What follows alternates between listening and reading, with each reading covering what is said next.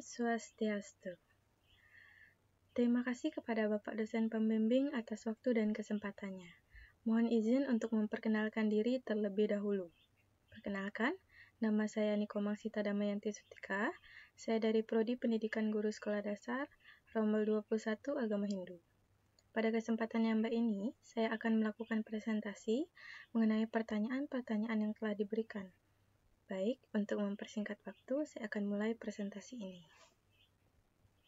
Pertanyaan pertama, berilah contoh dalam kehidupan sehari-hari bagaimana mengembangkan kasih kepada seluruh ciptaan yang widi dengan mengikuti kebenaran.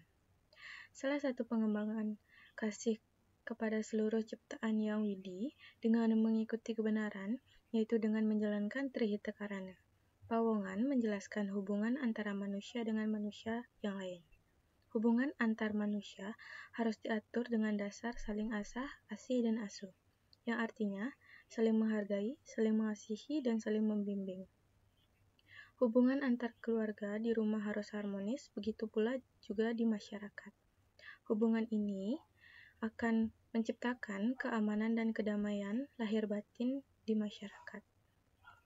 Pertanyaan kedua, dengan mengucapkan mantra yang benar dan berulang-ulang akan membawa ketenangan pikiran.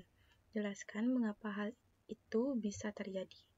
Mantra berasal dari bahasa Sanskrit yang terdiri dari dua kata, man yang berarti pikiran dan tra yang berarti alat atau kendaraan. Jadi, mantra adalah alat yang mampu membawa pikiran yang sedang beraktivitas menjadi keheningan. Dengan melantunkan mantra, kita mengumpulkan energi yang dapat membantu kita dalam menghadapi berbagai kesulitan dalam hidup. Pertanyaan ketiga, jelaskan masing-masing tahap dari Astanga Yoga. A. Yama atau pantangan dan pengendalian diri. B. Niyama, suruhan untuk berdisiplin, beradab dengan memupuk kebiasaan baik.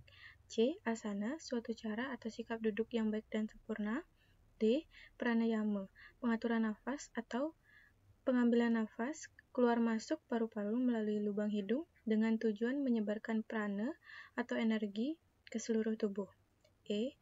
Pratayaksa, penguasaan panca indera oleh pikiran sehingga apapun yang diterima panca indera melalui syaraf ke otak tidak mempengaruhi pikiran. F. Dharana, artinya mengendalikan pikiran agar terpusat pada suatu objek konsentrasi. G. Dhyana, adalah suatu keadaan di mana arus pikiran tertuju tanpa putus-putus pada suatu objek. Dan terakhir, H. Samadhi, adalah tingkat tertinggi dari Astanga Yoga. Pertanyaan keempat, jelaskan hubungan antara yoga Surya Namaskar dengan kasih pranayama.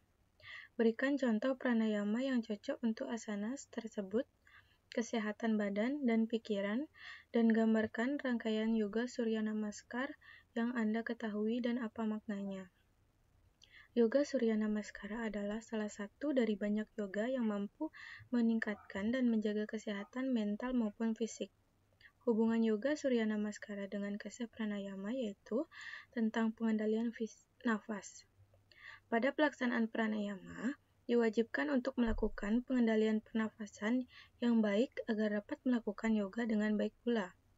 Contoh pranayama yang cocok untuk asana adalah Bhujangasana. Yoga Surya Namaskara dilakukan di setiap pagi hari dengan menyambut Dewa Surya dengan melakukan 12 gerakan yang manfaatnya untuk memperlancar peredaran darah, sedangkan pranayama adalah aturan dalam bernafas. Hubungan yoga Surya Namaskara dengan kesehatan pranayama adalah dapat meningkatkan kapasitas paru-paru sehingga suplai oksigen lebih banyak.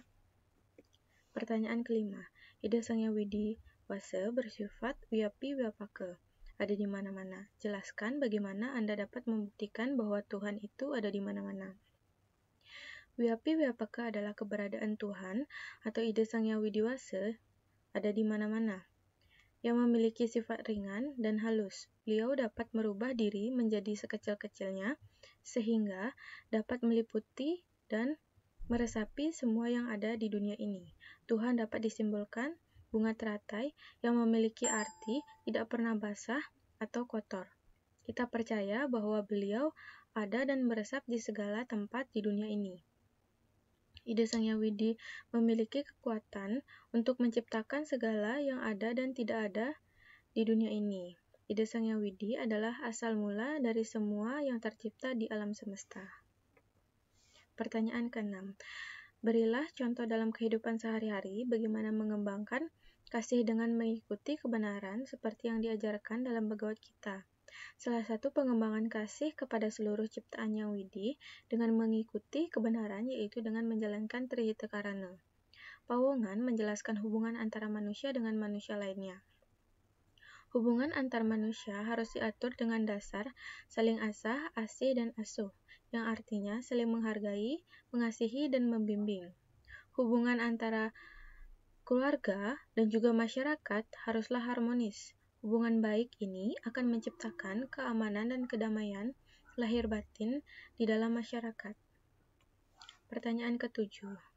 Mengenai pertanyaan ke-7, saya dapat menyimpulkan contoh pengalaman hidup yang saya alami yang ada hubungannya dengan perbuatan yang dilakukan akan sesuai dengan hasil yang sepadan, yaitu ketika saya mengikuti kegiatan perlombaan renang. Sebelum saya mengikuti kegiatan lomba tersebut, saya berlatih dengan sangat keras dan juga rutin, sehingga membuahkan hasil yang cukup memuaskan untuk diri saya sendiri, sehingga saya mendapatkan juara dari lomba-lomba tersebut. Namun, ada suatu kejadian yang karena kelalaian saya kurang rutin melakukan persembahyangan yang menyebabkan saya sakit dan harus memulihkan kesehatan saya. Dari sana, saya sadar akan pentingnya selalu melakukan persembahyangan ke hadapan Tuhan agar selalu diberikan kesehatan dan perlindungan.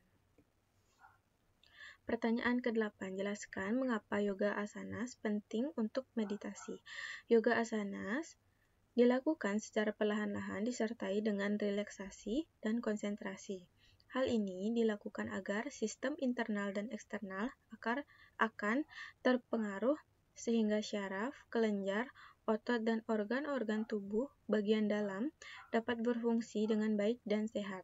Yoga asana memiliki pengaruh fisik dan kejiwaan yang berfungsi dalam mengurangi racun dalam tubuh dan menyembuhkan berbagai penyakit. Pertanyaan ke-9. Jelaskan syarat-syarat melakukan penyucian lahir dan batin orang suci. A. Syarat menjadi pandita sebagai berikut. Yang pertama, selalu dalam keadaan bersih dan sehat lahir dan batin. 2. Mampu melepaskan diri dari keterikatan duniawi. 3. Tenang dan bijaksana. 4. Mampu membaca kitab suci Weda. Dan yang kelima, selalu berpedoman pada kitab suci Weda. B. Syarat menjadi pinandita sebagai berikut. Yang pertama, laki-laki yang sudah menikah atau tidak menikah seumur hidupnya, atau sukla brahmacari. Kedua, wanita yang sudah menikah atau tidak menikah seumur hidupnya, atau sukla brahmacari. Ketiga, pasangan suami istri yang sah. 4. Usia minimal 40 tahun. 5. Paham bahasa Kawi, Sanskerta, Indonesia, dan menguasai secara mendalam isi dari kitab suci Weda. Mengenai pertanyaan ke-10, saya akan menjawab sesuai dengan pendapat saya. Contoh pengalaman hidup yang saya alami yang ada hubungannya dengan perbuatan yang dilakukan akan sesuai dengan hasil yang sepadan, yaitu ketika saya mengikuti kegiatan perlombaan renang. Sebelum saya mengikuti kegiatan lomba tersebut, saya berlatih dengan sangat keras dan juga rutin sehingga membuahkan hasil yang cukup memuaskan untuk diri saya sendiri. Namun, ada suatu kejadian di mana karena kelalaian saya yang kurang rutin melakukan persembahyangan yang menyebabkan saya sakit dan harus memulihkan kesehatan saya. Dari sana, saya sadar akan pentingnya selalu melakukan persembahyangan ke hadapan Tuhan agar selalu diberikan kesehatan dan perlindungan. Baik, sekian dari presentasi saya. Mohon maaf bila ada kesalahan dalam penyampaian materi. Baik, saya tutup dengan menghaturkan Pramasanti. Om Santi Santi Santi Om.